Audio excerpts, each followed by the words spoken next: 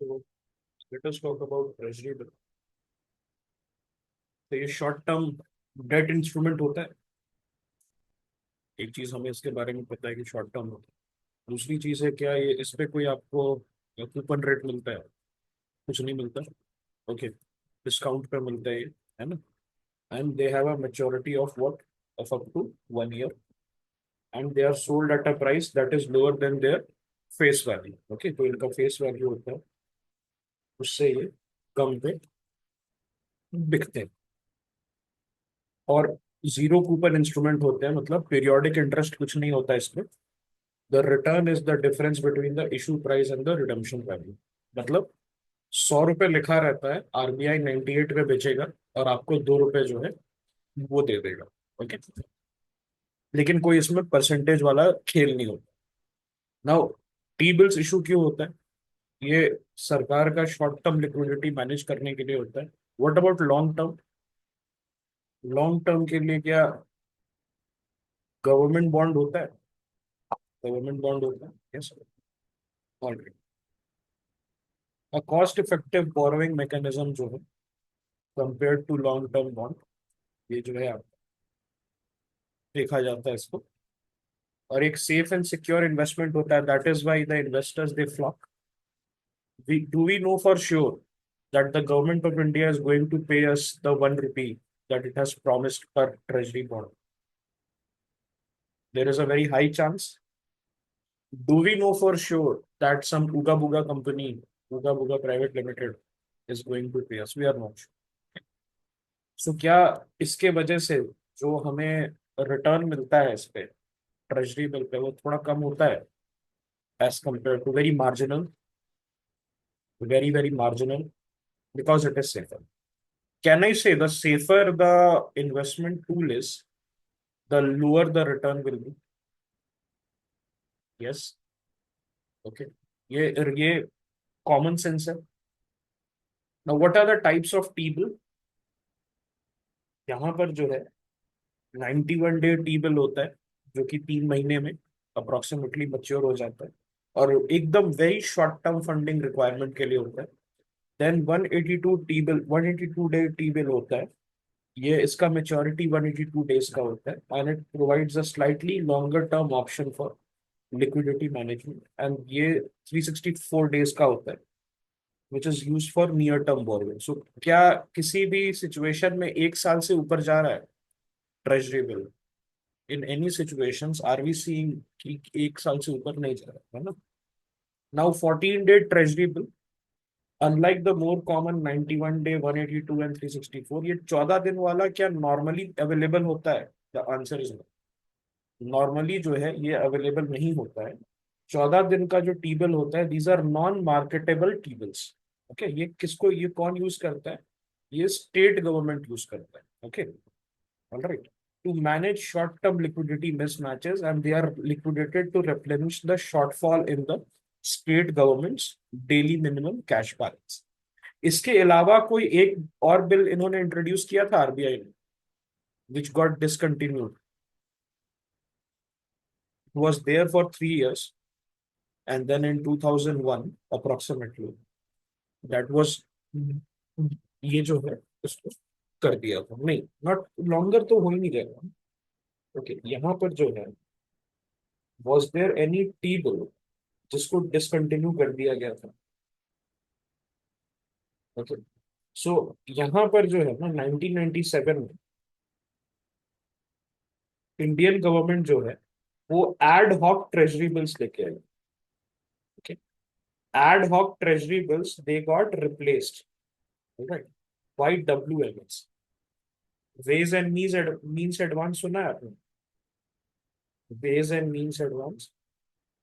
Okay, alright. So यहाँ पर जो है 14 डेज, 14 डेज वाला जो है टी बिल्स, ओके, वो आपका, उसको भी फिर डिसकंटिन्यू कर दिया गया था। और अब जो है 14 डेज वाला, इट इज क्या नॉन मार्केटेबल कैटेगरी में आता है? मतलब ये इन्वेस्टर्स के लिए अवेलेबल नहीं है। तो इस केस में जो है हमारे पास कितने टाइप्स ऑफ टीबल्स हो गए? क्या तीन टाइप ऑफ टीबल्स हो गए? 91, 182, 364 with 14 days treasury bills being non-marketable in nature. Yes or no? Okay. सो ये जो चीज है आप देख सकते हैं, ठीक है।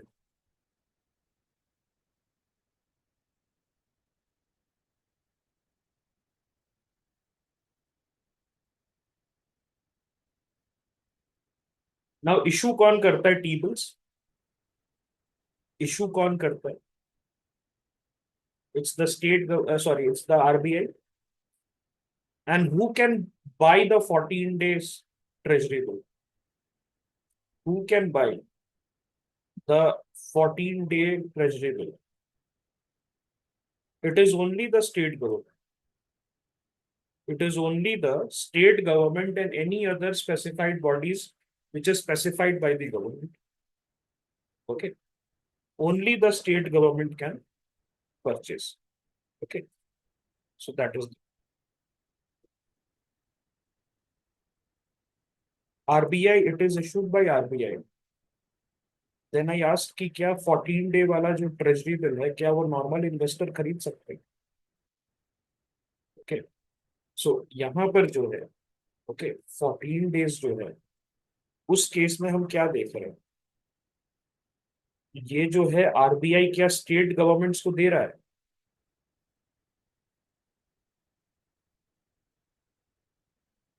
This bill will be only sold to state governments, the 14 day one. Alright, ठीक है।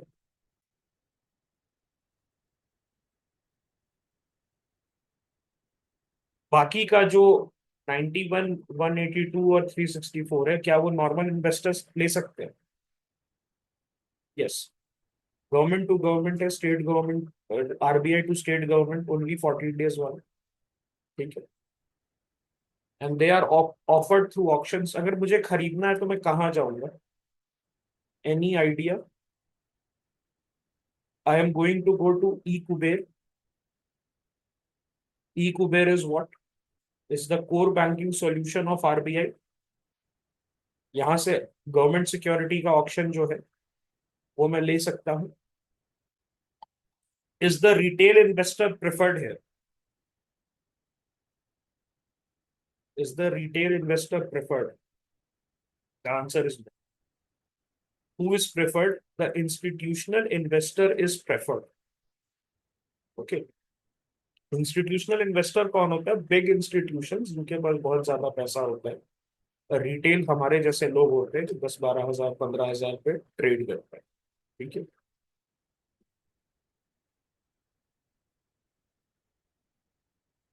इसको जो है टिपिकली 25,000 के मल्टीपल्स में इशू किया जाता है। They are considered risk free by because they carry sovereign banking.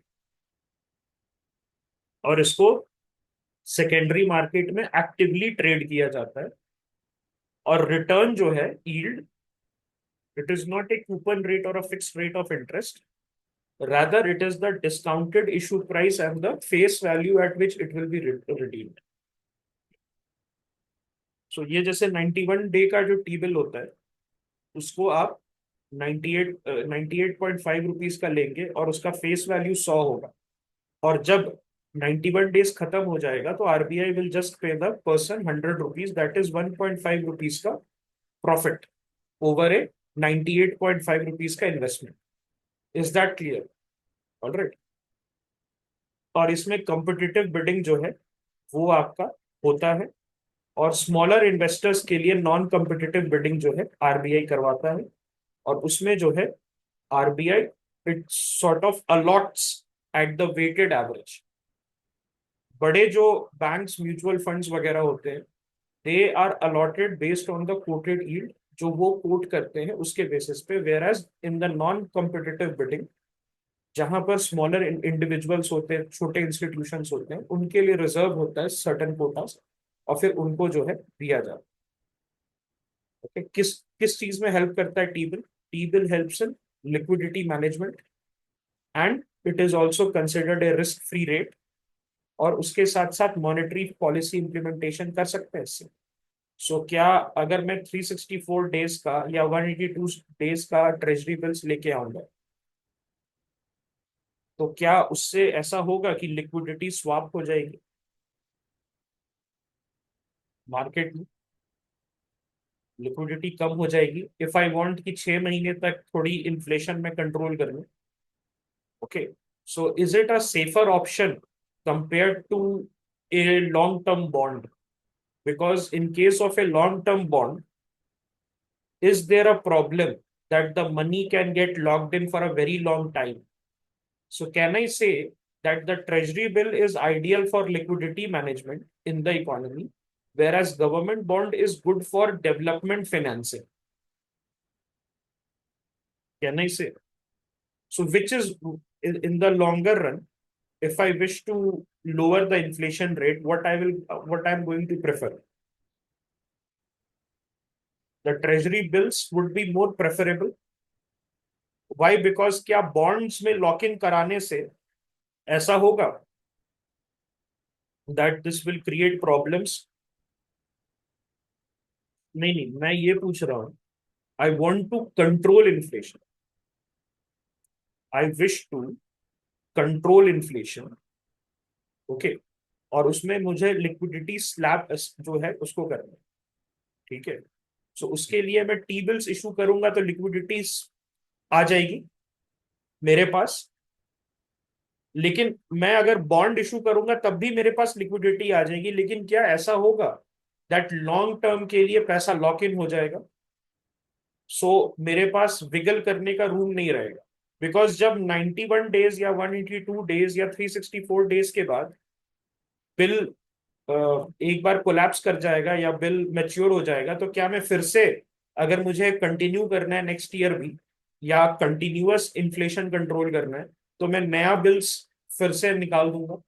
लेकिन क्या अगर मैं 10 साल 5 साल का बॉन्ड इशू करता हूँ और उससे लिक्विडिटी स्वैप करता हूँ, तो क्या प्रॉब्लम है that I don't have control? Okay, so that is one thing.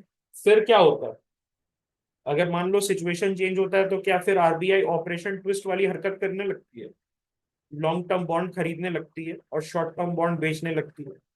Long term bond खरीदती है तो पैसा जो है वो स्टॉप हो जाता है, because the long term bonds become useless because of lower yield, because RBI is creating an artificial demand which is driving up the bond prices, and then the bond yield is going down.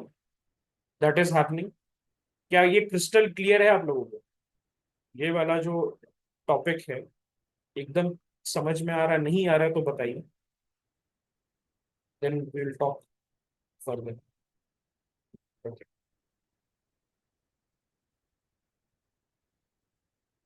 Now यहाँ देखिएगा 2024 में T bills का जो yield है that has shown an upward trend. Why? Because of tightening monetary policy. है ये बात? क्या इन्फ्लेशन कंट्रोल करने की कवायद चल रही है?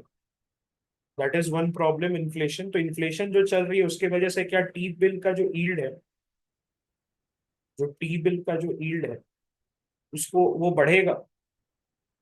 वो क्यों बढ़ेगा? क्या आरबीआई अट्रैक्टिव रेट्स ऑफर करेगी, higher returns, because it wants you to put money, it wants you to put money in the bonds, in the T bills rather? Yes. Okay,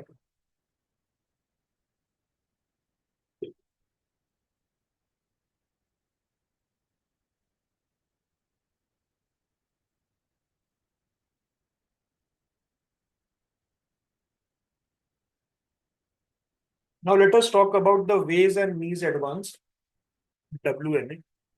so ways and means advance जो है, it's a temporary financial arrangement. कौन provide करता है? RBI provide करती है। किसको provide करती है? इन्वेस्टर्स को नहीं, सेंट्रल और स्टेट गवर्नमेंट को करती है, to meet their short term cash flow mismatch.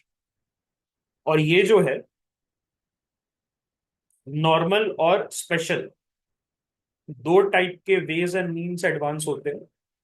उसमें से जो नॉर्मल WMA होता है, this is a regular financial assistance, जिसमें एक प्री डिटरमाइंड लिमिट होता है Whereas a special WMA is like an overdraft facility, जैसे सरकार ये बैंक्स देती है आपको ओवरड्राफ्ट की फैसिलिटी करंट अकाउंट पे, दैट आप आपके पास जितने पैसे नहीं है उससे ज्यादा आप निकाल सकते हो एज अ, वो लोन की तरह काम करेगा फिर, है ना. So it is offered against the collateral of government securities if the borrowing exceeds the normal WMA limit. Okay, अगर आपने नॉर्मल WMA लिमिट कंप्लीट कर लिया है, so then a special overdraft facility can be provided to you.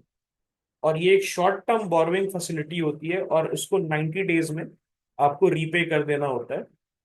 और interest rate जो है WMA का, that is link to the repo rate.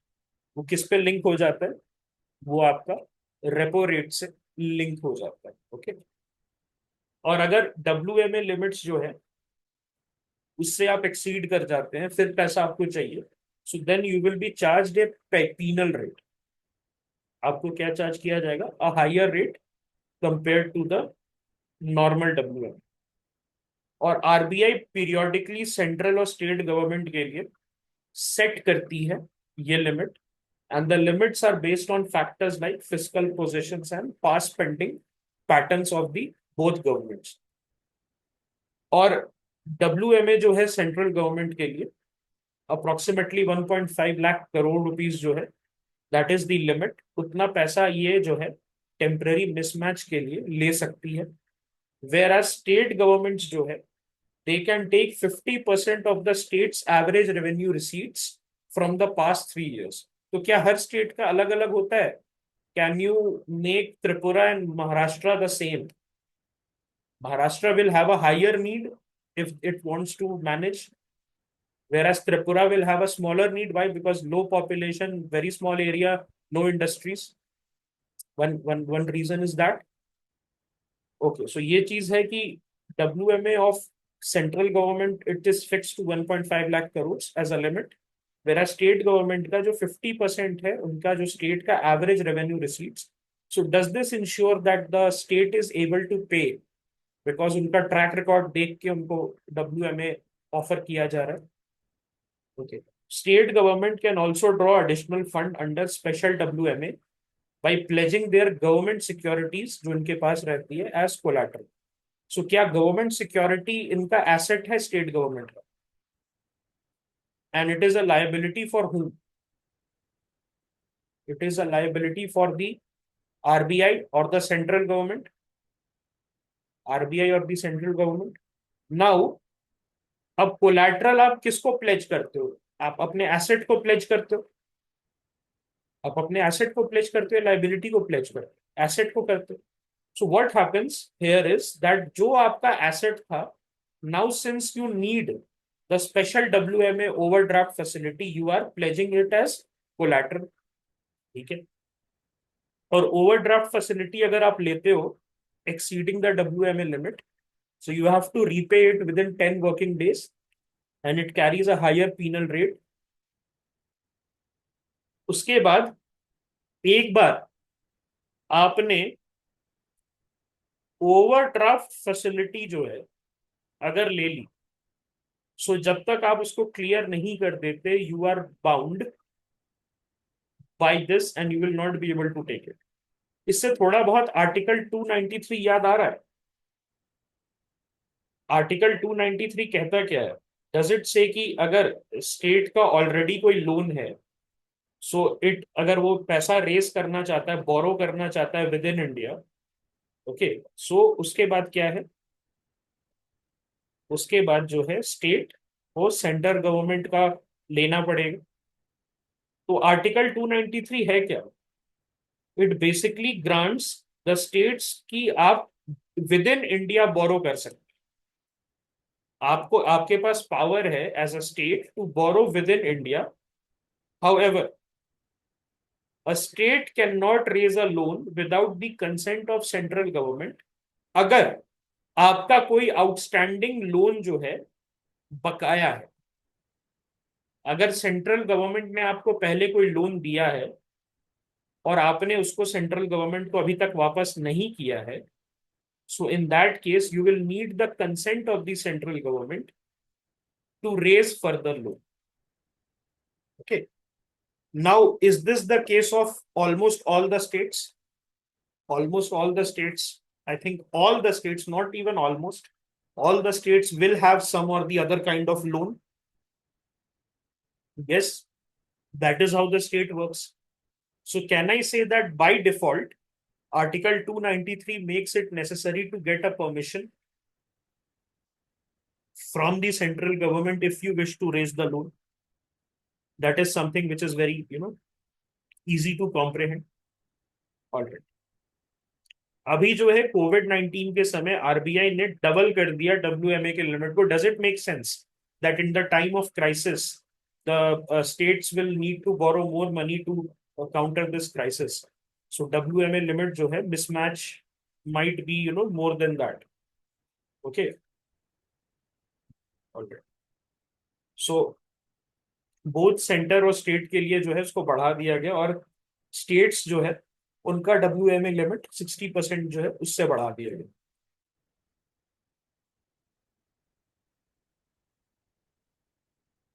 बात करते हैं स्टेट डेवलपमेंट लोन्स के बारे में. सो एसडीएल्स जो है, ये क्या T bill state government issue कर सकती है? Can the state government issue? The answer is no. But rather T bill का ऑल्टरनेटिव क्या है? क्या एसडीएल है, state development loans. Okay. So these are debt instruments जो स्टेट गवर्नमेंट अपने बजटरी नीड्स के लिए इशू करते हैं. ओके. और ये मार्केट बोरोइंग्स है to finance the state governments fiscal deficit, and it is issued by state government, and it is managed and regulated by RBI for the state government. और ये एक लॉन्ग टर्म इंस्ट्रूमेंट है, please remember. सो क्या किसी type का short term instrument race कर सकती है स्टेट गवर्नमेंट? एक्सेप्ट डब्ल्यूएमए, कुछ ऐसा 91 डेज का टी बिल टाइप से कर सकती? नहीं कर सकती. ओके. वन थिंग इज कि 14-day T bill is available for state government, but can they issue 14-day T-bill? State issue नहीं कर रही है ना, वो खरीद सकती है. Okay. WMA is a facility which they are availing, they are not issuing anything. Okay.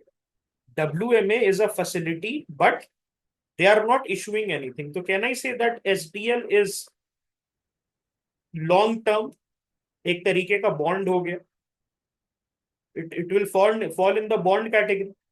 Now यहां पर आपको फिक्स्ड इंटरेस्ट रेट होता है. So is it dissimilar to the T bills where there is a discount rate on the face value?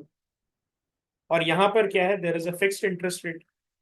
उसके बाद SDLs are tradeable security in the secondary market, and they are considered low risk investment as they are backed by the state government. ठीक है.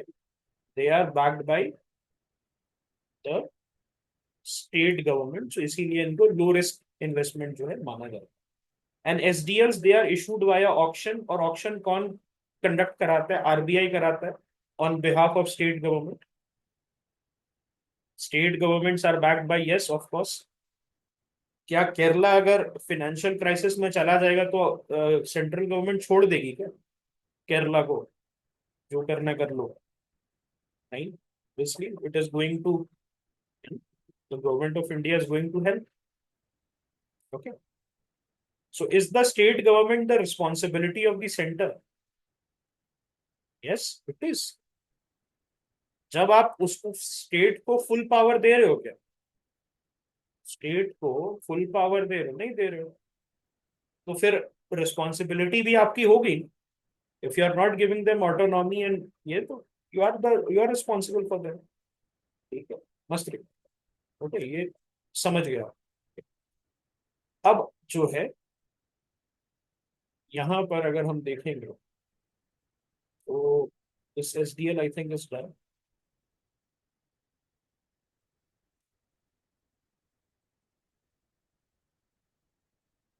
अच्छा, मुझे बताइए, government of India bond versus SDL, इसमें से किसका ज्यादा कूपन रेट होगा?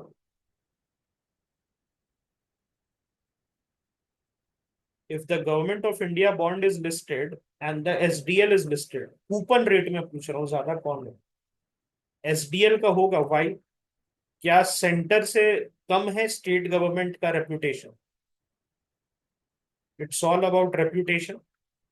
We know for sure that government of India bond 99% chance है कि वो वापस कर देगा मुझे पैसा। एंड एसडीएल मुझे पता है 98% है, 1% है मे बी स्टेट डिफॉल्ट कर जाए। क्या गवर्नमेंट ऑफ इंडिया कभी डिफॉल्ट किया है हाल फिलहाल में? कभी नहीं किया। लेकिन क्या अभी हमें न्यूज आ रहा है कि Telangana and Andhra Pradesh are fighting over the electricity bond they had issued, that who is going to pay, who is liable, because that was issued in 2013 before Andhra Pradesh got bifurcated. So या क्या ये इस type का चुटपुट issue आ सकता है government of India bond में? नहीं होगा।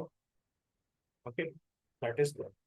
दूसरी चीज है ना, यहाँ पर क्या ये प्रॉब्लम आया है, ये बाइफरकेशन हो गया, वो एरिया इसमें चला गया, उसमें चला गया, तो ये प्रॉब्लम्स तो सेंटर में नहीं आएगा ना। तो can I said that GY bond has a higher reputation? तो क्या बॉन्ड मार्केट में रेपुटेशन सबसे इंपॉर्टेंट है in deciding what will be the yield? है कि नहीं? इसीलिए क्या यूएस गवर्नमेंट का जो बॉन्ड का कूपन रेट है that is 1%, 1.5%, 2%। Why? Because we know for damn sure कि अमेरिका करेगा। अमेरिका डिफॉल्ट कर जाएगा तो क्या ग्लोबल क्राइसिस में प्लंज कर जाएंगे हम लोग? बिल्कुल। अब मसाला बॉन्ड क्या होता है? ये रुपी डिनोमिनेटेड बॉन्ड्स होता है, और इसमें जो है आउटसाइड इंडिया इंडियन एंटिटीज जो है रुपी में बॉन्ड खरीद सकती है। ओके सॉरी, बॉन्ड इशू कर सकती है। और फॉरेन इन्वेस्टर को रिटर्न किस में मिलेगा? फॉरेन इन्वेस्टर को रिटर्न किस में मिलेगा? रुपी में मिलेगा। तो foreign investor is going to take rupee. तो क्या ये करेंसी एक्सचेंज इश्यूज से बचाता है? ये क्या करेंसी एक्सचेंज रेट इशू से बचाता है? जो इशू कर रहा है उसको बचाता है? जो इशू कर रहा है उसको बचाता है या इन्वेस्टर को बचाता है? करेंसी फ्लक्चुएशन से मैंने मसाला बॉन्ड इशू किया and the investor bought it in rupees, and the return they are going to get will be in rupees. So that will be advantage for the issuer. Kerala ने किया था London में मसाला bond, तो Kerala government को क्या फायदा हुआ कि अब सपोज मैंने अगर पैसा वापस दिया, I gave the money back, so उस केस में अगर जब मैंने मनी उठाया था तो $1 was equal to ₹80. Okay, so I was liable to give ₹80. But when I am returning the money back, the dollar is now ₹100. Now I will be liable to pay ₹100 just because वो रुपी depreciate कर गया। सो क्या उससे मुझे कोई फायदा हो रहा है as a person who has issued the bond? मैं तो फोकट में ₹20 एक्स्ट्रा दे रहा हूं ना। कोई लेना देना नहीं, इससे कोई मेरा डेवलपमेंट हुआ? इससे कोई मेरा डेवलपमेंट हुआ? कोई डेवलपमेंट नहीं हुआ। इससे मेरा कोई फायदा नहीं हुआ। मैंने एक्स्ट्रा पैसे फोकट के दिए जस्ट बिकॉज मेरा करेंसी नीचे जा रहा है। लेकिन अगर मैं ₹80 में दे रहा हूं, मैंने डॉलर डॉलर में कुछ नहीं दिया, मैंने ₹80 में ही दिया, तो जब मेच्योर हो रहा है तो then will I be liable to pay only ₹80 and not the 100 और 105 और whatever is the dollar denomination at that time? So why the person who is going to purchase the masala bond will buy the masala bond? Why the person is going to buy the masala bond? The reason is नहीं, भलाई नहीं, this is not a social project. Rather क्या ये person को मैं access दे रहा हूं एक इमर्जिंग मार्केट के इकोनॉमी में इन्वेस्ट करने के लिए?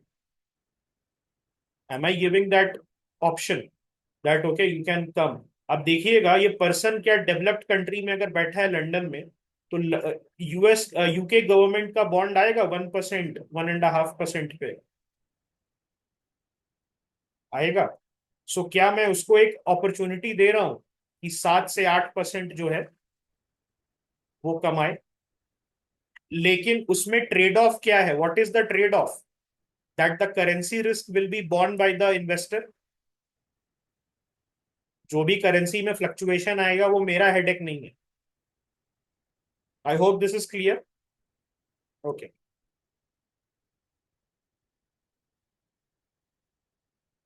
वो एक है ना, गैंग्स ऑफ वासेपुर में सीन, 5,000 कमाना चाहता है। वही, Kerala government is calling the London investor. Benefit क्या है, किसके लिए? दोनों के लिए बेनिफिट तो हमने डिस्कस किया ना। इशूअर जो है, जो गवर्नमेंट इशू कर रही है या कोई भी एंटिटी इशू कर रही है, वो करेंसी रिस्क से बचेगी। जब रिटर्न करना है उसको पैसा, and they are able to raise money from the global market. और क्या इससे, ये जो मनी रेजिंग है, इससे क्या क्राउडिंग आउट इफेक्ट से हमारे डोमेस्टिक मार्केट बचते हैं? क्राउडिंग आउट क्या होता है? क्राउडिंग आउट का मतलब ये होता है दैट आप, अगर सरकार सारा लोन ले लेगी तो प्राइवेट सेक्टर के लिए लोन लेना बचेगा नहीं। Government is going to take all the loan and then it will push the private sector out. So this is one thing. अब समझ में आया? Did you get the point? And what is the benefit for the investor in purchasing this masala bond? They are getting the rates of an emerging economy, higher returns में। मैंने वही कहा ना कि अगर इंडिया में मसाला बॉन्ड है तो इंडिया के रेट्स क्या चल रहे हैं आजकल? 7-8% चलता है। और वही चीज अमेरिका, यूके का कितना चलता है, डेवलप्ड इकोनॉमी का, जापान का 1-1.5%। सो क्या यहां पर हम एक्सेस दे रहे हैं उनको 7-8% कमाने के लिए? अब जब हम इनको एक्सेस दे रहे हैं तो कुछ तो ट्रेड ऑफ होगा ना। There will be some trade off, and that trade off is in currency fluctuation. वो रिस्क उठाना पड़ेगा इशूअर को। सॉरी, जो जिसने खरीदा है, issuer will not bear the risk. Issuer is giving you the access to earn 7 to 8%। So at least as an investor you can take the risk of the currency fluctuation. Investor will bear the risk ना। मैंने masala bond issue किया, आपको issue किया, तो आपके पास risk है ना। अगर मेरा रुपी का वैल्यू घट जाएगा तो आपको कम पैसा मिलेगा to be converted into dollars और whatever is your currency. लेकिन क्या मैं आपको एक ऑप्शन दे रहा हूं, आपके कंट्री में 1-1.5%, 2% मैक्सिमम मिल रहा है। Am I giving you an opportunity? Okay, am I giving you an opportunity to invest in my economy which is giving a very high interest rate? So is there a trade-off? You take the risk of currency fluctuation. I give you the opportunity to get a higher rate of return. पर मुझे तो उतना ही देना है। As an issuer तो मुझे उतना ही देना है ना, क्योंकि वो मेरे ही करेंसी में डिनोमिनेट हुआ है। So did you get the concept of masala bond? All right. Now एक इस पे ही बिल्डअप करते हैं हम लोग एक थीम, कि अगर डेप्रिसिएशन हो जाए करेंसी का या डीवैल्यूएशन हो, सो उस केस में एक्सटर्नल कमर्शियल बोरोइंग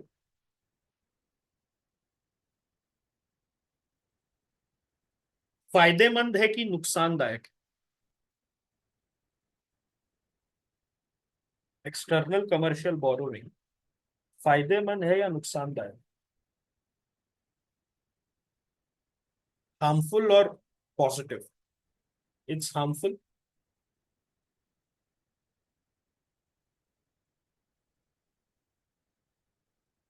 ईसीबी तो हमेशा फॉरेन करेंसी में होता है ना।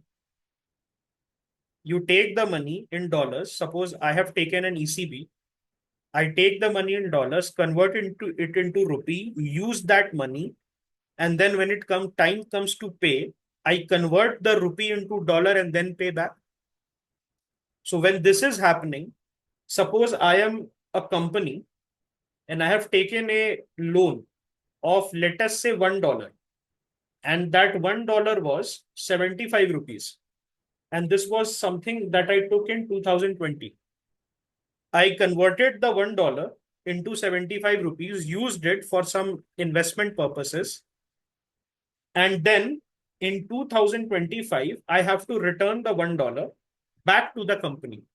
But during this time, the 75 rupees has now gone to 85 rupees. So am I paying rupees 10 without any kind of benefit from to me?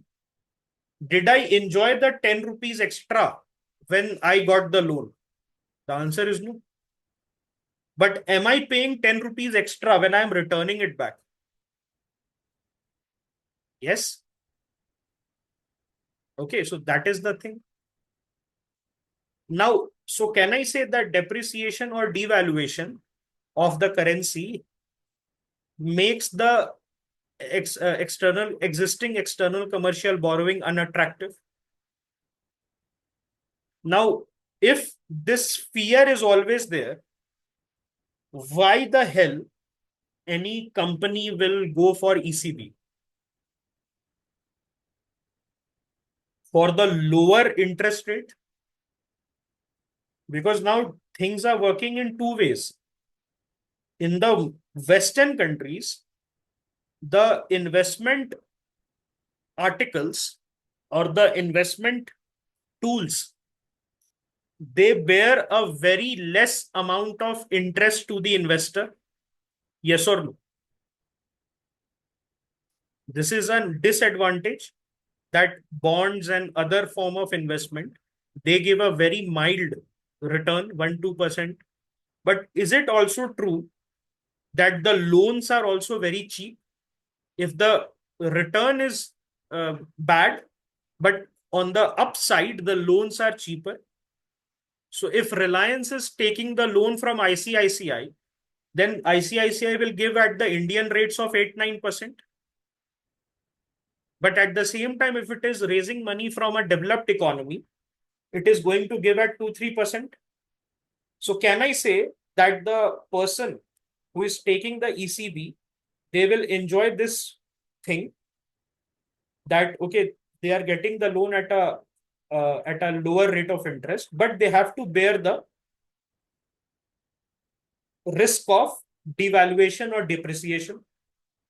Okay, so this concept is clear. ये concept आपको clear हुआ? Okay.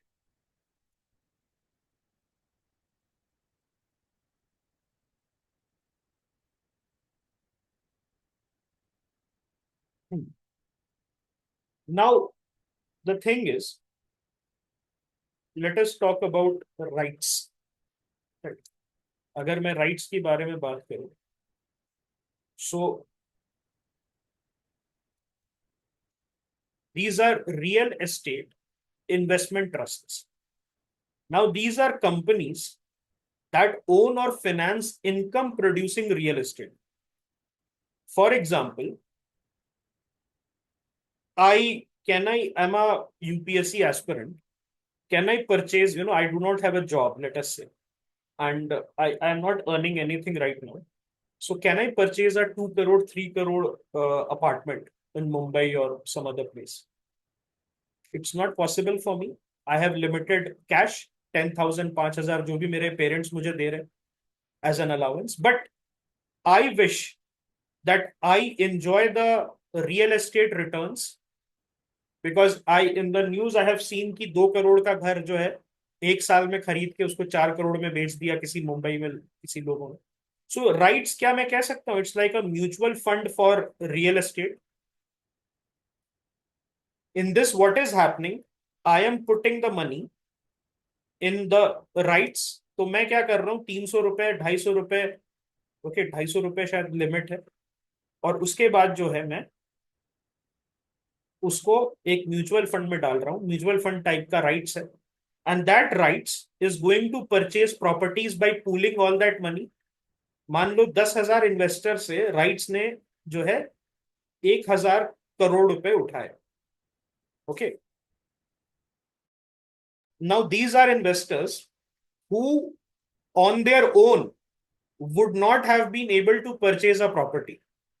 But when these 10,000 came together, जो भी इनके पास पैसे थे, 5 लाख, 2 लाख, 1 लाख, ये सब करके 1,000 करोड़ था, तो ये राइट सब क्या प्रॉपर्टीज खरीद लेगा? ये 8 फ्लोर, 9 फ्लोर एक बिल्डिंग में खरीद लेगा.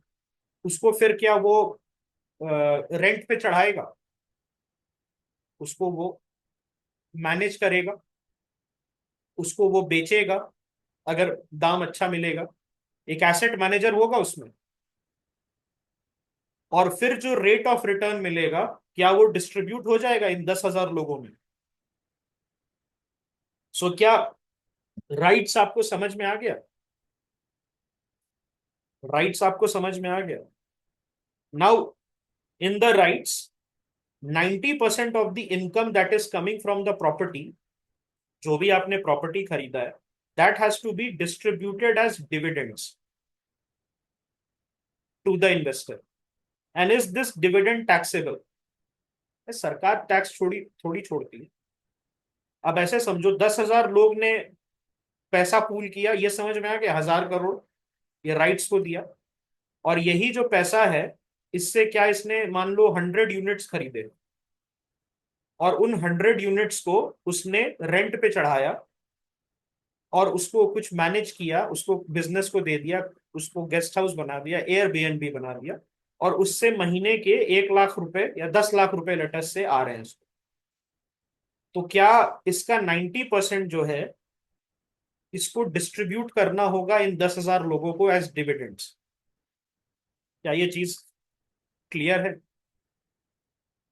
अब ये जो आप पैसा ले रहे हो, जो भी आप पैसा पूल कर रहे हो राइट्स में, उसमें से 80% जो है, वो इन्वेस्टमेंट कहाँ जाना चाहिए?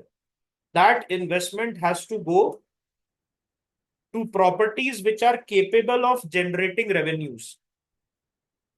मतलब ऐसे प्रॉपर्टी में नहीं डालना है पैसा. 80% पैसा आपको ऐसे प्रॉपर्टी में नहीं डालना है जो रिटर्न इमीडिएटली जनरेट नहीं करेगा. 80% of the investment has to go to immediately return generating properties. क्या ये इसलिए है ताकि धोखाधड़ी से बच सके एंड डेड एंड प्रॉपर्टीज में इन्वेस्ट ना करें? जैसे पोजेशन 2028 में, 30 में, एंड होता क्या है, 2026 में the builder runs out of money and then runs away himself. तो क्या राइट्स वाले फंस जाएंगे? इसीलिए जो है 80% पैसा बने हुए प्रॉपर्टी में, income generating, immediate income generating property में आपको डालना है. और 90% जो इनकम आएगा उसको इन्वेस्टर्स में एज डिविडेंड्स बांट देना है. 10% जो है इन्वेस्टमेंट, वो अंडर कंस्ट्रक्शन बिल्डिंग्स में डालना है. ये क्यों है? अभी तो हमने बात की कि under construction is not good. It is not good because 80% तो ऐसे भी अलाउड नहीं है. लेकिन 10% इसलिए है ताकि हम राइट्स को यूज करके इंडिया के रियल एस्टेट मार्केट में पैसा इन्फ्यूज कर सके. It is a government ploy, और it is a government plot by which it is directing the money of the rights to the. लेकिन but is it allowing a lot of money, or is it allowing a majority amount of money? The answer is no, because the government is saying that 80% of the money will go to already built up property. But क्या वो थोड़ा सा देश सेवा भी करवाना चाह रहा है राइट्स के थ्रू, कि 10% जो है उसको फिक्स कर दिया है अंडर कंस्ट्रक्शन प्रॉपर्टी में, so that the real estate sector it gets an infusion, और जो रुक जाता है properties because of lack of funds, उसमें थोड़ी कमी आए. एक तीर से दो निशाने वाली बात हो गई है. ओके. नाउ इनविट्स क्या है? वही चीज है जो रियल एस्टेट वाला है, लेकिन इनविट्स ये क्या इंफ्रास्ट्रक्चर में हो गया. अब आप क्या रोड अपने से बनवा सकते हो? एक इंसान की इतनी औकात है कि रोड बना सकता है? नहीं. लेकिन 10,000 इंसान आ जाए एक साथ तो क्या वो रोड और हाईवे बनवा सकते हैं पैसा पूल करके? बिल्कुल बनवा सकते हैं। वही चीज है इनबिट्स का कंसेप्ट। ओके। और इनबिट्स फिर इनकम अर्न कैसे करता है? जैसे रियल एस्टेट तो रेंट से करता है, इनबिट्स जो है टोल से करेगा, इंटरेस्ट से करेगा, रेंट से करेगा। अब समझ में आया? ओके। डिविडेंड इनकम जो है, it is taxed in both cases. Dividend income is taxed. Yes. Okay. यहां पर हमने ये भी चीज देखी थी that there are two cases. एक केस है जहां पर आपका जो मैनेजर है या जो फंड है, that is paying the tax, and the other is that the liability is with you, आपको पे करना है। तो जब आपका फंड वाला पे कर रहा है tax, when your fund is paying the tax, तो क्या रेट ऑफ रिटर्न कम हो जाएगा आपका? Because then he will adjust. Okay. लेकिन ले दे के क्या दोनों केस में टैक्स पेमेंट हो रही है? ले दे के दोनों केस में डिविडेंड पे आप टैक्स पे कर रहे हो, है ना? So this is the thing. Anything else that you wish to discuss, that you wish me to discuss? MSP, okay. Anything else? Any specific topic in economics that you are looking for me to discuss? रीर नीर तो कल बताया था ना। दोनों में फर्क कुछ है? except the fact that REER is just the near adjusted inflation adjusted NEER। क्या नीर जो है ये एक करेंसी का एक करेंसी का वेटेड एवरेज है compare to other. Alright. Compare to other basket of currency. अब यहां पर जो है, अगर रीर इंक्रीज हो जाएगा, so can I say that the exports are getting expensive because my currency is getting stronger and imports will become cheaper? There will be an appreciation in my currency compared to a basket of other currencies. And if the rear goes down, can I say that the imports will become costlier and the exports will become cheaper? And if there is a divergence between near and rear, a very big divergence, so then what does it mean? That inflation is on the rise. Inflation is on the rise because near minus inflation is rear. So when there will be a divergence, when the inflation number will be at a higher level, so then the near will diverge from the rear, and it means that inflation is high. अब समझ में आया? इसमें doubt है? Okay. Now LTCG और STCG क्या है? Basically देखिए, अगर आप कोई भी एसेट होल्ड कर रहे हैं for more than 12 months, so क्या वो लॉन्ग टर्म में चला जाता है? So then it will fall under long term capitals gain.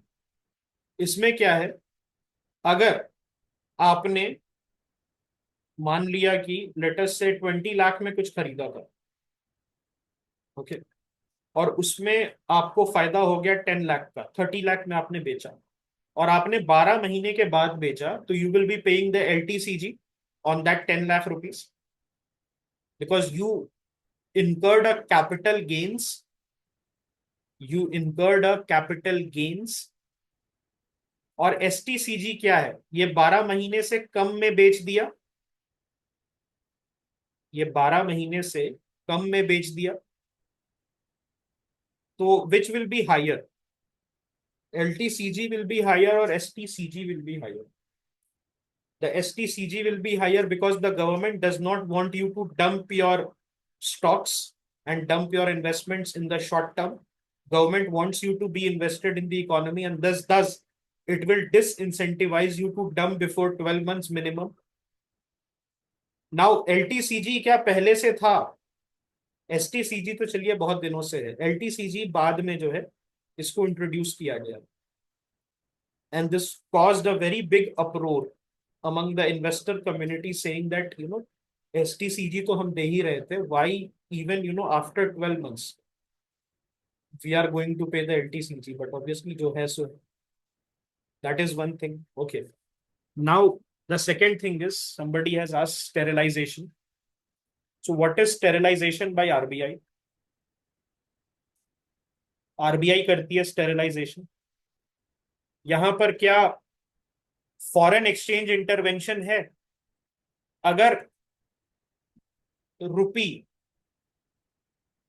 अगर रुपी अप्रिशिएट कर रहा है, so will I as an RBI buy dollars to arrest the appreciation of the rupee? And अगर रुपी डेप्रिशिएट कर रहा है, so will I sell dollars and buy rupee? Now what is the logic? The logic is, when the rupee is appreciating, is that a threat to our export competitiveness? Is that a threat to our export competitiveness? The answer is yes. The thing is that बहुत ज्यादा अगर रुपी appreciate कर जाता है वो भी अच्छी बात नहीं है, हमारा एक्सपोर्ट्स खतरे में चला जाएगा. So in that case, are we buying dollars and making dollars scarce in the market and making dollar valuable in the market? So will that lead to the sliding of rupees? And if we are sorry, not dollars, selling rupees, will it make rupee abundant in the market? And if it is abundant, will it become cheap? So can I say that appreciation will be arrested if I sell rupee and buy dollar? If I am buying dollar as the RBI, am I sucking the flow of rupee in the market and flow of dollar in the market and making dollar more valuable compared to my own currency? Now my own currency, it will start to slide and then it will stabilize, and I will continue doing this until and unless the rupee is to my liking, the rupee exchange comes to my liking. Okay, is it a healthy thing to do? Both cases आप समझ गए होंगे कि रुपी जब मान लो slide करने लगे, सो ये भी अच्छी बात नहीं है. इंपोर्ट एक्सपेंसिव हो जाएगा. तो उसमें हम क्या करेंगे? We will sell dollars. It means हम क्या डॉलर को अबंडेंट बनाएंगे and we will buy rupee. It means हम लोग रुपी को स्कार्स बनाएंगे. सो इन दैट केस, रुपी अगर स्कार्स होगा, so it means rupee will gain strength and then it will come to our liking, to a level which is to our liking.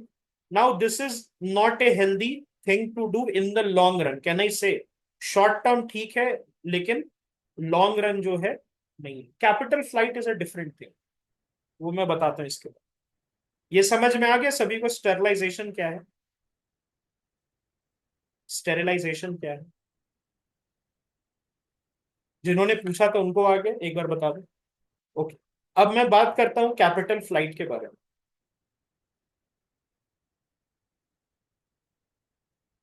एक चीज समझिए, that US का पैसा मान लो इंडिया में इन्वेस्टेड है, तो क्या यहां पर कुछ इमोशनल अटैचमेंट है यूएस के इन्वेस्टर का कि सिर्फ प्रॉफिट सीकिंग के लिए?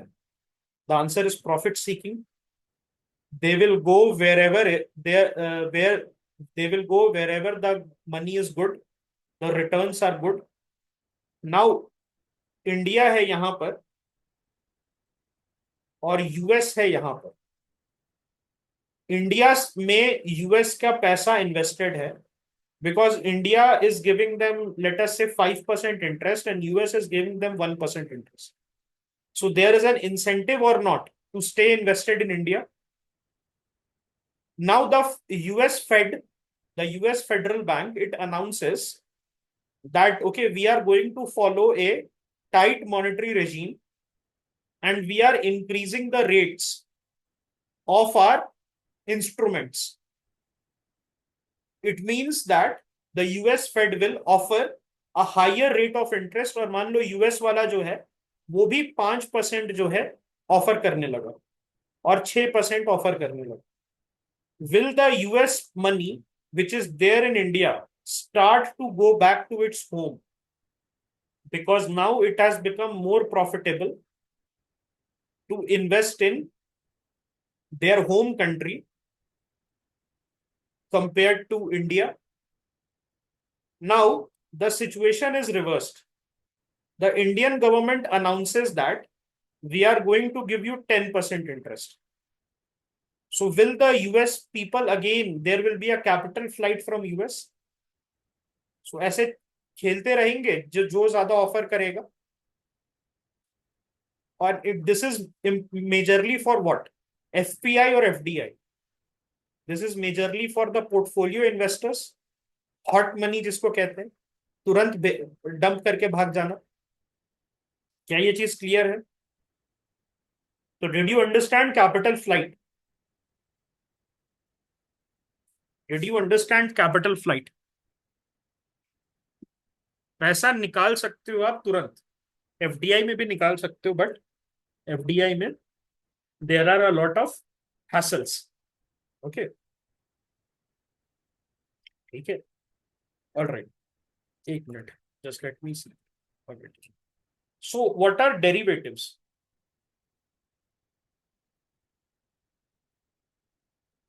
डेरिवेटिव्स जो है एक तरीके का फिनेंशियल कॉन्ट्रैक्ट है. और इसका जो फिनेंशियल कॉन्ट्रैक्ट का वैल्यू है वो किससे लिंक्ड है? किसी एक एसेट से लिंक्ड है. Now this asset could be anything. Can this be oil? Can this be gold? Can this be diamond? Can this be metal? Okay, can this be any kind of, let us say, stock? Yes. क्या ये चीज clear है? Okay. Now इसका पैसा कहां से आ रहा है? इसका पैसा जो है, ये जो इसका वैल्यू है, ये उसके अंडरलाइंग एसेट्स का आप निकालते हो. Now what are the derivative types? Derivatives के कुछ टाइप्स होते हैं. एक डेरिवेटिव का टाइप है फ्यूचर, और एक डेरिवेटिव का टाइप है option. Then there are certain derivatives which are known as swaps, and then there are certain derivatives which are known as forwards. इसमें से पॉपुलर कौन सा है? फ्यूचर और ऑप्शंस है. नाउ फ्यूचर क्या है? यहां पर आप एक कॉन्ट्रैक्ट लेते हैं टू बाई और sell any asset at a fix price on a future date. Okay, मतलब आप जो है क्या कर रहे हो? What you are doing? You are making a commitment to buy that particular thing at a particular price on a particular date in the future. इसीलिए नाम है फ्यूचर्स. नाम है फ्यूचर्स. अब ऑप्शन क्या है? Options give me the right but not obligation. Does future gives me obligation to purchase? The answer is yes. But does option, अब option का मतलब क्या होता है? There is certain option. English का टर्म है ऑप्शन. तो उसमें क्या होता है? ऑप्शन अगर किसी के पास है तो क्या there is an obligation? Does it correspond to a choice? Does it corresponds to a choice? Yes, it corresponds to a choice. Now options जो है, it basically allows me to do two things. One is either to buy, and I'll call this call, or sell. It is called as put. और ये before a deadline जो है मैं execute करूंगा. क्या ये चीज क्लियर है? Is this is this clear? Future और ऑप्शन में डिफरेंस आपको पता चला? ठीक है. नहीं आया फिर से पूछिए, फिर से बताया जाएगा. फ्यूचर में does the buyer must purchase whatever he has agreed to, and does the seller must sell whatever the agreement price is? Yes. So यहां पर रिस्क होता है. अगर मैं एज अ बायर खरीद रहा हूं और मैंने एक प्राइस कम कोट किया and the price is now higher, So will I be in the positive? Because now I am taking the delivery of a thing at a lower price than the market price is at the current levels. So can I then sell it at a very, very high level and then gain profit? But suppose I have agreed to a price and the current market price falls down. So will I be in the negative? Because I have agreed to a price which is higher than the current price. Okay. Now ये जो है, regardless of the current market price, the seller will sell and the buyer will buy. क्या ये चीज clear है? तो ये high risk और हाई रिवॉर्ड है फ्यूचर, हाई रिस्क और high reward. But now I did an option. मैंने बोला यार फ्यूचर में थोड़ा रिस्क है, let me go to the option route. तो क्या यहाँ कॉल और पुट का ऑप्शन है? यहां पर क्या there is no obligation to buy, just give me a right to make a call. So can the seller refuse to sell and the buyer refuse to buy? The answer is yes. But ये क्या, okay यहां पर जो है, यहां पर limited risk है, risk hedging हो रहा है थोड़ा. ओके यहां पर रिस्क हेजिंग हो रहा है. ओके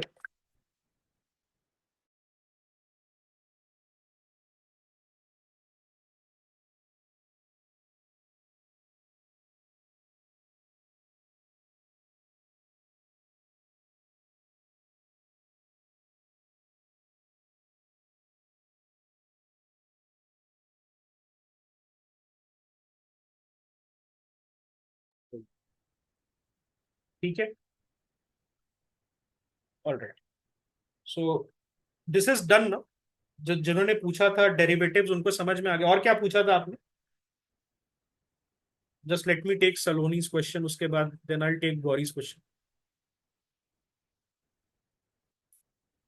स्टरलाइज स्कंदा भैया का टैक्स हो गया था ना, स्टरलाइजेशन वाला उनका जो था.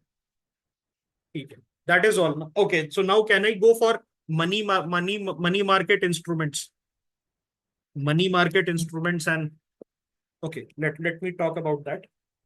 सो ये क्वेश्चन आपका आपने देखा होगा, आई थिंक 2023 में भी आया था. ओके और 2020 में भी आया था. So it has come in the past 2 years. Alright. तो उसमें देखते हैं, पहले मनी मार्केट का देखते हैं.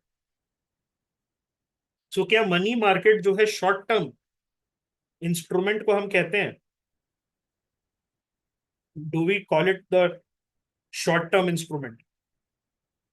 सो जिसकी मेच्योरिटी अप टू 1 year हो, जिसकी मेच्योरिटी अप टू 1 year और लेस देन 1 year होती है, ओके हम उसको कहते हैं.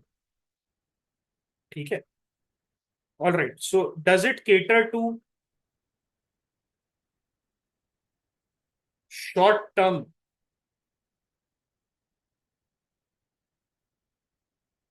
Borrowing needs, working capital types? Okay so ये हो गया. इसमें जो है मनी मार्केट जो है वो दो टाइप का होता है. एक होता है ऑर्गेनाइज्ड और एक होता है अनऑर्गेनाइज्ड. नाउ ऑर्गेनाइज्ड में जो है you need a registration, approval, licensing. Okay और इसमें कौन कौन पार्टिसिपेट करता है? RBI, banks, mutual fund, insurance companies, NBFCs. और अनऑर्गेनाइज में कौन करता है? Chit fund, local money lender. All these people will do, है कि नहीं? नाउ अगर मैं इंस्ट्रूमेंट्स की बात करूं, मनी मार्केट की इंस्ट्रूमेंट्स की बात करूं, so there is call money. So call money जो है ये क्या इंटर बैंक बोरोइंग के बारे में बात करता है?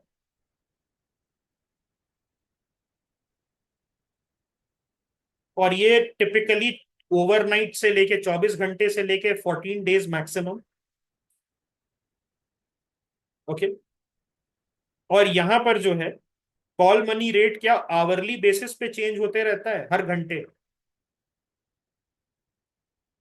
यस. ओके सो ये चीज जो है आपको देखना है। क्या ये समझ में आ गया कॉल मनी कैसे काम करता है? How does call money work? ठीक है, शॉर्ट टर्म लिक्विडिटी है। देन दूसरा क्या है? ट्रेजरी बिल्स है। Can I call also treasury bill और मनी मार्केट इंस्ट्रूमेंट? यस। तो ये तो हमने डिस्कस कर ही लिया। That is something we have discussed. Then now let us talk about CMBs, the cash management bills. They are very similar to the T-bills and they are also sold by the RBI.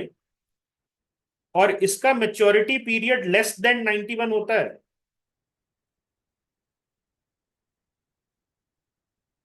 T bills का minimum 91 होता है, 91, 182, 364। और सीएमबीस का कितना होता है? सीएमबीस का less than 91 होता है and they are also issued at a discount.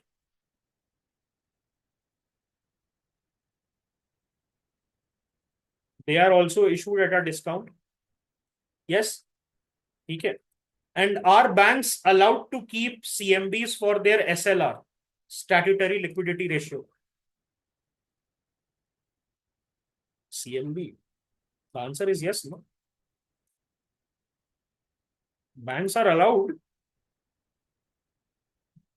They can keep cash management bills. CMBs are part of SLR. Okay. Keep that in mind. Okay. But only difference is with T-bill क्या ये less than 91 days है and T-bills are more than 91 days in three iterations 91, 182, 364 ये तीन है। क्या ये चीज clear है? ओके। ना उसके बाद और क्या है मनी मार्केट इंस्ट्रूमेंट में? WMS, ways and means advance, ये भी हमने पढ़ लिया। और क्या WMA इसने किसको रिप्लेस किया था 97 में? Ad hoc bill, ad hoc treasury bills. Yes. And WMA का लिमिट क्या है, कब तक रिटर्न कर देना है? 90 डेज में रिटर्न कर देना है। अगर 90 डेज सरपास कर गया तो will it be treated as an overdraft? और is WMA linked with your repo rate? And overdraft repo sorry overdraft WMA is repo plus 2%। ये यहां तक समझ में आ गया? एक भी डाउट है अभी तक मनी मार्केट इंस्ट्रूमेंट्स में? नाउ एक और मनी मार्केट इंस्ट्रूमेंट CD है, सर्टिफिकेट ऑफ डिपॉजिट। अब ये सर्टिफिकेट ऑफ डिपॉजिट कौन इशू करता है? शेड्यूल कमर्शियल बैंक SCB और बिग फाइनेंशियल इंस्टीट्यूशंस। और ये क्यों करते हैं? शॉर्ट टर्म नीड्स के लिए करते हैं, बिकॉज मनी मार्केट इंस्ट्रूमेंट है तो लाजमी सी बात है that it will be for short term needs. Okay. So cooperative bank and regional rural banks, can they issue the CDs, certificate of deposit? The answer is no.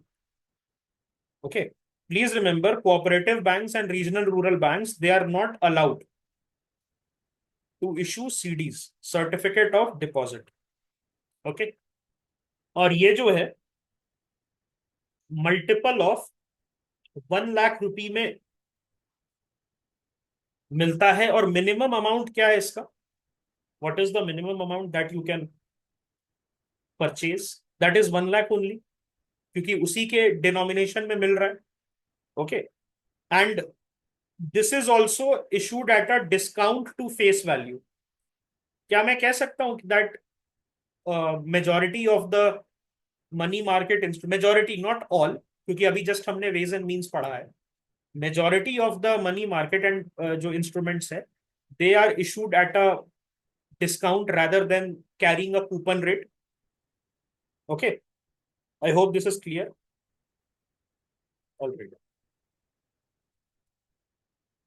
Okay, so certificate of deposit जो है ये basically कहा जाता है कि आपके पास एक certificate है दैट ओके ये आपने पैसा डिपॉजिट किया है और it is issued at a discount, और फिर आपको वो पैसा मिल जाएगा with a small profit. CD समझ गया? ये याद रखिएगा, RRB और कोऑपरेटिव्स को अलाउड नहीं है। CP, commercial paper. Now what is commercial paper? Commercial paper जो है ये एक अनसिक्योर्ड है। Okay, what is this tool? This is an unsecured instrument. और ये कौन देता है? ये प्राइमरी डीलर्स देते हैं, ये लार्ज कॉरपोरेट्स देते हैं, बड़े बड़े कॉरपोरेट्स और financial institutions, trusted business basically. और ये भी शॉर्ट टर्म नीड्स के लिए होता है। यस और नो? इसमें इन्वेंट्री मैनेजमेंट हो गया, सैलरीज देनी है, नए प्रोजेक्ट्स को इमीडिएटली फंड करना है, उसके लिए कमर्शियल पेपर होता है।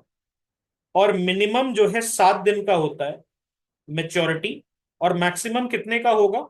अगर आपको मनी मार्केट का कंसेप्ट समझ में आ गया तो आप बता देंगे। 1 ईयर, लेस देन 1 ईयर, मतलब एग्जैक्टली एक दिन पहले 1 ईयर के, है कि नहीं? All right. Maximum up to 1 year and minimum 1 week का होता है commercial paper. And they are issued in the multiples of ₹5 lakhs। So certificate of deposit 1 lakh, treasury bill 25,000। Yes और नो? ट्रेजरी बिल हमने बात की थी, 25,000 के मल्टीपल्स पे होता है। The minimum amount of treasury bill is 25,000। Certificate of deposit the minimum amount is 1 lakh. And commercial paper the minimum amount is 5 lakhs। तो और ये उसी के मल्टीपल्स में आपको मिलेगा। ओके। और ये इसका प्लेसमेंट प्राइवेटली होता है and it is an unsecured promissory note. It is basically promising you कि मैं आपको इतना पैसा दूंगा। Okay, all right. यहां तक कोई डाउट है? अब बात करते हैं सीबी के बारे में। Commercial bill. कमर्शियल बिल जो है, या इसको हम ट्रेड बिल भी कहते हैं,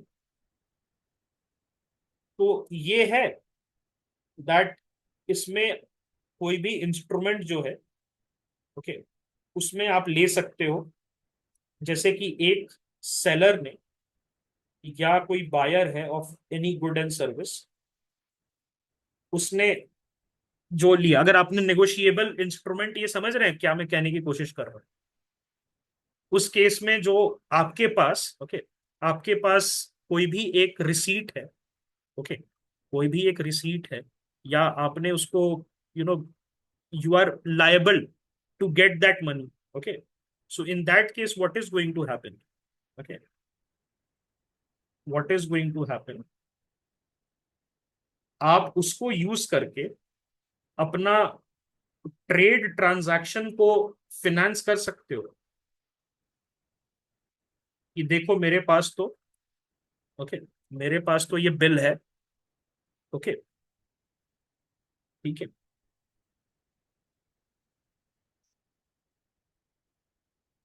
इसको थोड़ा सा मैं इजी कर देता हूं। यहां पर क्या होता है कि कंपनीज जो है, क्या बिजनेस में इमीडिएटली पैसा मिल जाता है? इमीडिएटली अगर आपने कुछ सामान बेचा तो जो बिजनेस करता है उसको समझ में आता है देर इज अ साइकिल। लेकिन क्या बिजनेसेस को जरूरत होती है इमीडिएट पैसे की? सो उस केस में आप जो है यूज कर सकते हो the fact that okay you have made a sale to get an advance payment. Okay, all right. So that is the thing.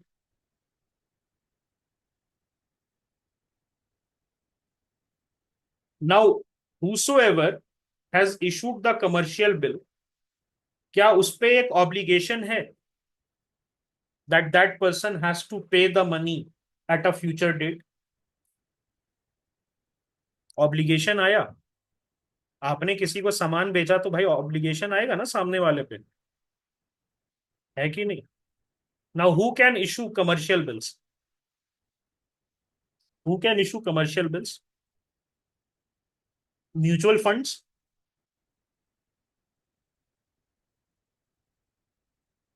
NBFC, AIFI. What is AIFI? All India financial finance companies, yes और no? Okay, ठीक है।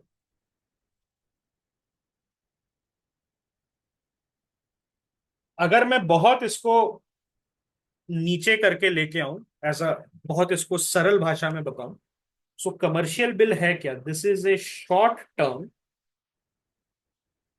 Date instrument, जो कि हम अभी बात कर रहे थे, money market instruments are all short term debt instruments. और ये इसको क्या एक नेगोशिएबल इंस्ट्रूमेंट की तरह मैं यूज कर रहा हूं? और क्या ये एक रिटन प्रॉमिस है that the person who has issued this will pay me on a specified date? और क्या मैं इसी रिटन प्रॉमिस को यूज करके मैं अपना working capital, immediate working capital needs पूरा कर सकता हूं?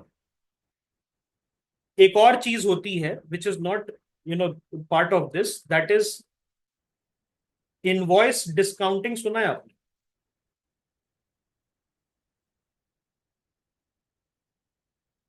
इसमें इनवॉइस डिस्काउंटिंग में क्या होता है? सपोज मैं एक बॉटलर हूं, आई एम ए बॉटलर, और मैंने पेप्सी कोला के लिए बॉटल्स बनाए, and I am to be given 50 crore rupees, but I will be given that 6 months later. Okay, मेरे पास एक इनवॉइस है that Pepsi Cola India will be paying me for this money amount of bottles, 50 crore rupees. लेकिन मुझे जो है एक नया असाइनमेंट आ गया, और उसके लिए मुझे वर्किंग कैपिटल की नीड है।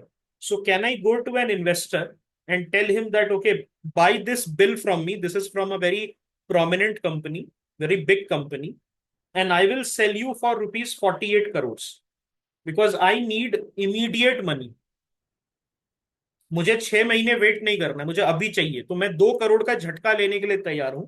But I need that money because I have to invest it as a working capital, I have to give salaries, overheads, whatever that is. तो वो इन्वेस्टर खरीद लेगा मुझसे 48 करोड़ में वो बिल। और जब 6 महीने के बाद पेप्सी कोला पैसा देगा 50 करोड़, तो वो उस इन्वेस्टर को चला जाएगा rather than me the bottler, because I the bottler have given up the right to that money 6 months back in lieu of immediate payment. मुझे मुझे क्या फायदा? इमीडिएट पेमेंट आ गया। जो जिसने रिसीट को लिया उसका क्या फायदा? उसको 2 करोड़ एक्स्ट्रा मिल गया बिना कुछ किए। और जो बॉटलर, जो पेप्सी कोला है, उसका कोई फायदा नहीं। उसको तो 50 करोड़ ऐसे भी देना था, वैसे भी देना था, लेकिन उसने दिया। नाउ यहां पर क्या है? यहां पर क्या प्रॉब्लम हो सकती है? दैट अगर कंपनी अच्छी नहीं है, तो 6 महीने के बाद ये बंद हो जाए कंपनी, और आप you are left with a 48 crore rupees useless bill. So क्या पेप्सी कोला टाइप की कंपनीज का इनवॉइस ज्यादा डिमांड में रहेगा कि अज्जू पज्जू टाइप की कंपनीज का? पेप्सी कोला का ज्यादा डिमांड में रहेगा because the market sentiment tells us that Pepsi cola pays on time, it is a big company, it is not going out of business. उगा बुगा कंपनी, अज्जू पज्जू कंपनी चली जाएगी। सो is it clear? अब देखिए, capital market समझाने की मुझे जरूरत है। कैपिटल मनी मार्केट समझ गए, तो कैपिटल मार्केट में एक चीज तो क्लियर है कि 1 साल से ज्यादा, 1 ईयर, मोर देन 1 ईयर, तो इसमें क्या बॉन्ड्स आ जाएगा? इसमें क्या स्टॉक्स आ जाएगा? कैपिटल मार्केट इंस्ट्रूमेंट्स में एनीथिंग जो कैरी कर रहा है 1 साल से ज्यादा, anything which is carrying more than 1 year of, okay, return, ठीक है? So that is a thing. All right, stocks, bonds, and any financial instruments, okay? So that is one thing. दूसरी चीज जो है, अगर मैं स्टॉक्स की बात करूं तो दो चीजें होती हैं। एक होता है IPO, that is initial public offering. Now IPO में क्या होता है? For the first time companies जब अपना शेयर पब्लिक करती है and it is sold to the public, so जब for the first time company के हाथ से इन्वेस्टर के हाथ में जा रहा है, so then we say that IPO has happened, and this happens in the primary market. And the moment it hits the hands of the investor and the investor goes on the stock market to sell. So can I say that this is now a secondary market? और क्या secondary market को ही stock market कहते हैं? Secondary market को ही stock market कहते हैं. Yes. Okay. Now this is the thing. अब FPO क्या होता है? Okay. Any idea? FPO stands for not the farmers producer organization, but follow on public offer. Now follow on public offer क्या होता है कि आपने एक इनिशियल पब्लिक ऑफर किया, मतलब क्या स्टार्टिंग में किया, इसके पहले आपके शेयर स्टॉक मार्केट में नहीं दिखते थे, but when you are follow on मतलब आप फॉलो कर रहे हैं, इट मींस दैट आपने ऑलरेडी आईपीओ कर रखा है. So can I say that this is the secondary offering of the same company, एक और बार दे रहा है. यस. ओके. सो दो टाइप का एफपीओ होता है. एफपीओ का मतलब समझ में आया? मुझे ये बताइए आप, एफपीओ का मतलब समझ में आया, then only I tell you the types of FPO. Okay. अब एफपीओ जो है फिर से बताना होगा तो बोल देना, क्योंकि इसके बाद इकोनॉमिक्स खत्म होने वाला. एफपीओ जो है, it is two types. One is dilutive and the other is non dilutive. So in the dilutive FPO what happens when a company issues additional shares and then offer them to public, whereas non-dilutive, the shares are already in existence and they are issued to the public. तो ये आपने अगर the social media करके एक movie आई थी जिसमें वो था, क्या नाम है, मार्क जुकरबर्ग का किया था. सो उसमें एक एडवार्डो सावरिन करके बंदा था, उसको उसने जो है सर्टेन अमाउंट ऑफ शेयर्स लिए थे फेसबुक के. सो ये जो मार्क जुकरबर्ग है उसने क्या किया था, उसने डाइल्यूट कर दिया था.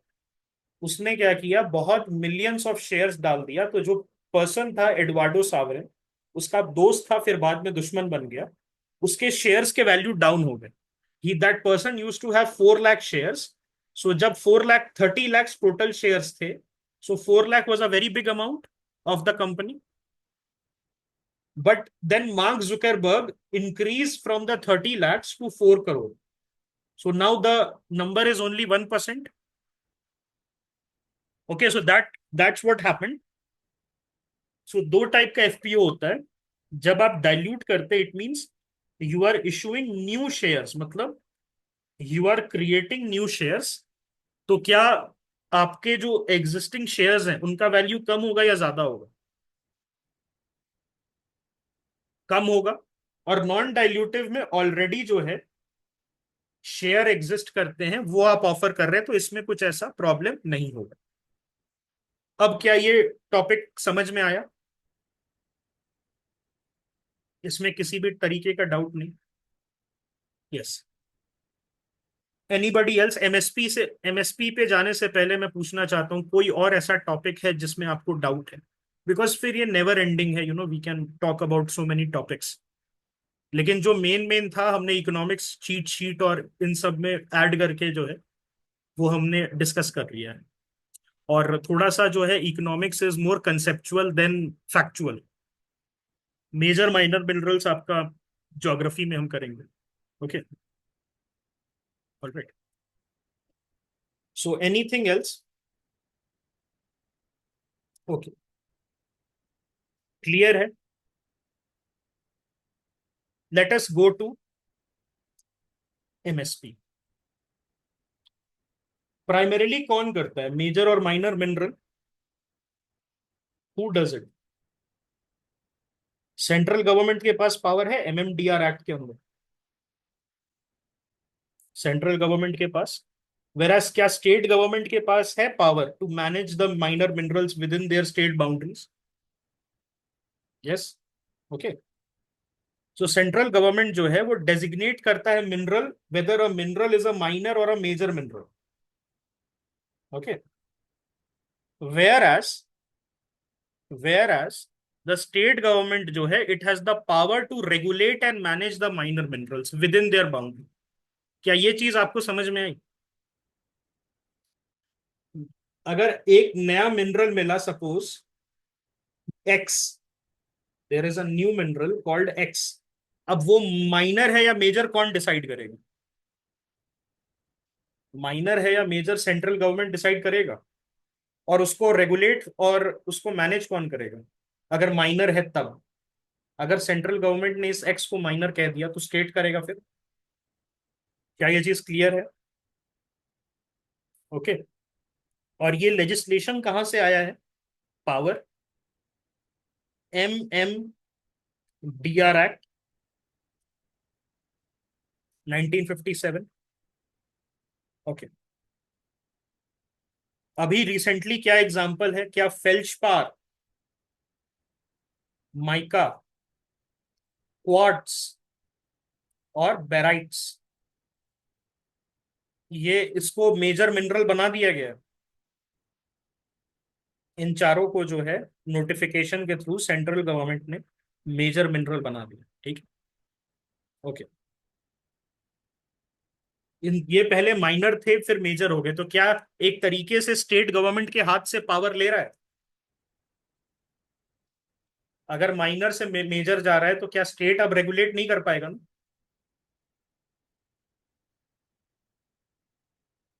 Is sand a minor mineral? It's a PYQ। क्या सैंड माइनर मिनरल है? The answer is yes. And then the state government can make the rules and regulations. Yes. Okay. Now what about major minerals? Who regulates major minerals? क्योंकि अगर यहां से हमने power ले लिया, it is the central government. It is the central government. Okay. So I hope this clears the doubt. एक mineral है, उसको क्लासिफाई किया गया एज मेजर और माइनर। सो ये क्लासिफिकेशन पावर किसके पास है? Central government. ये क्लासिफिकेशन पावर सेंट्रल गवर्नमेंट के पास है। और उसके बाद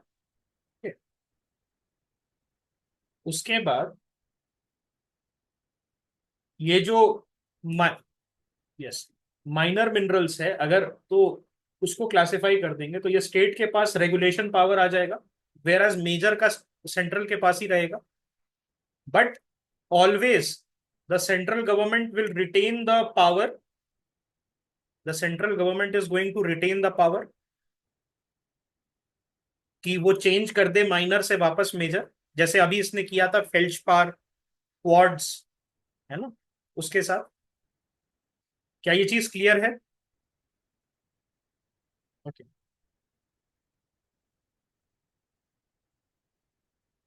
what about gram panchayat? What about gram panchayat? वो सिर्फ पैसा में है?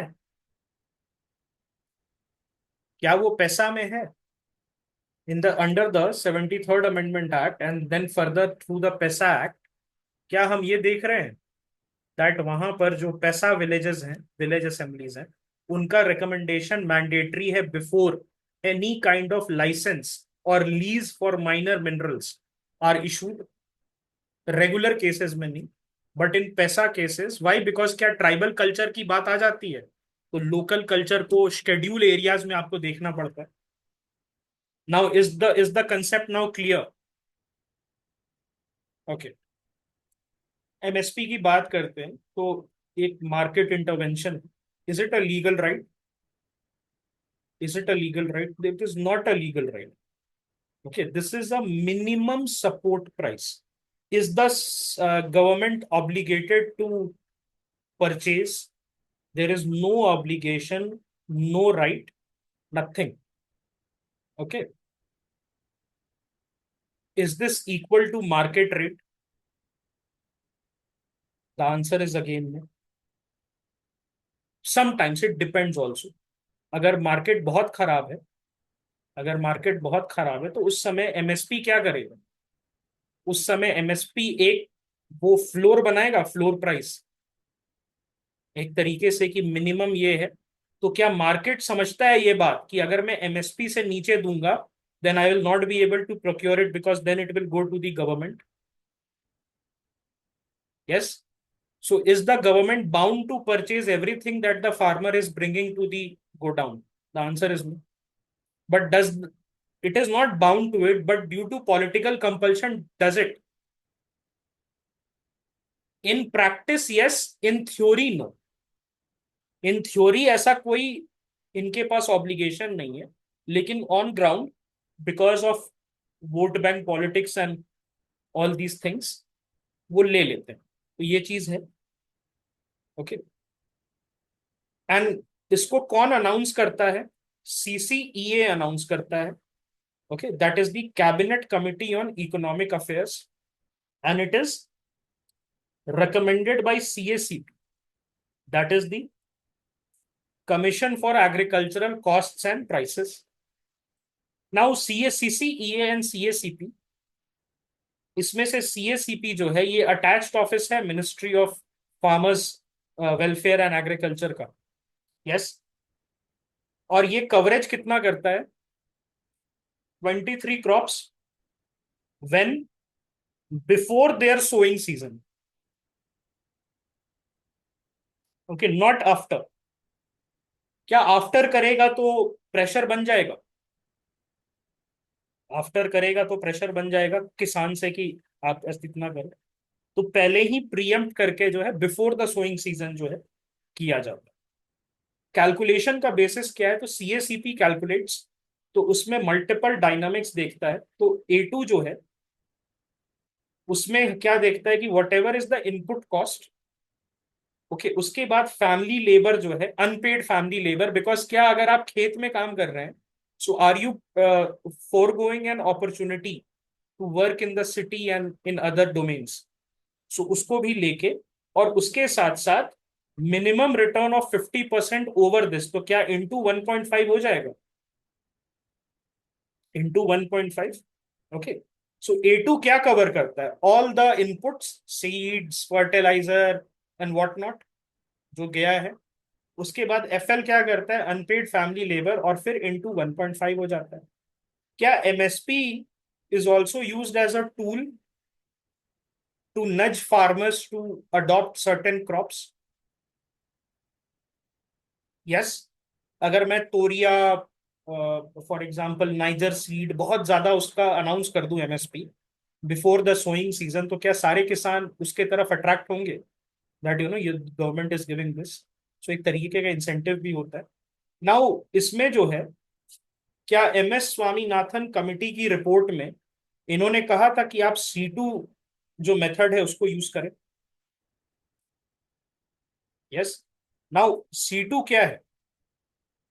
इसमें जो है MS स्वामीनाथन कमिटी ने कहा था C2 प्लस 50%।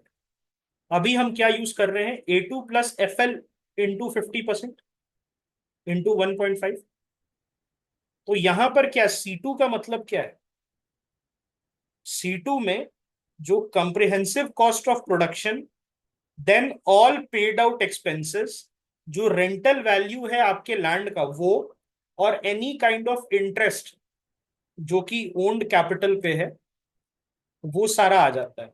सो इसमें से ज्यादा कॉम्प्रिहेंसिव कौन है? इसमें से कॉम्प्रिहेंसिव C2 है। But why is the government not following this C2? अभी भी हम लोग A2 FL पे क्यों कर रहे हैं?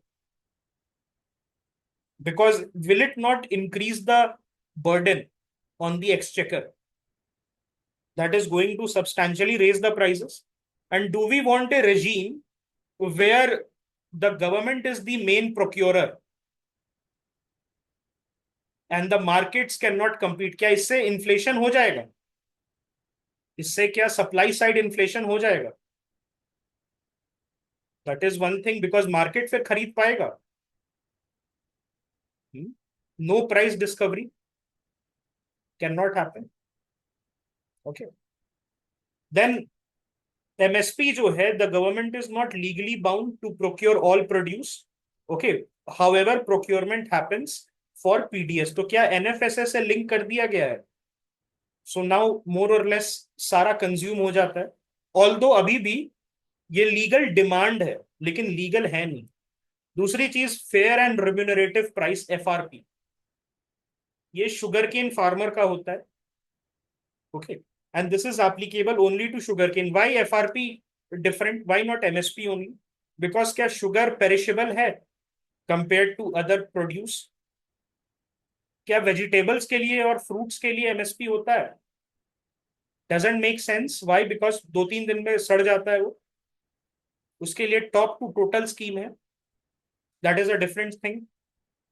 इसीलिए क्या वहां पर फ्रूट इंडस्ट्री में और वेजिटेबल्स में क्या माइक्रो प्रोसेसिंग और फूड प्रोसेसिंग को बढ़ावा दिया जा रहा है?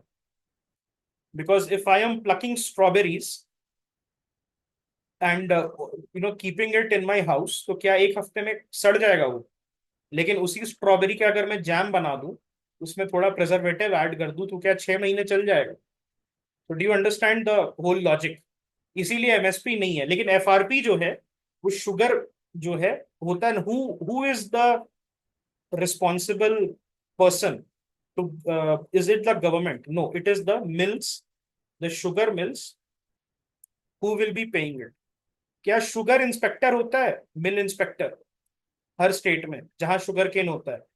सो उस केस में क्या अगर 14 दिन के भीतर, after the delivery of sugar cane, 14 days के अंदर अगर पैसा नहीं मिला, तो क्या उस पे लग सकता है जुर्माना? Yes, okay.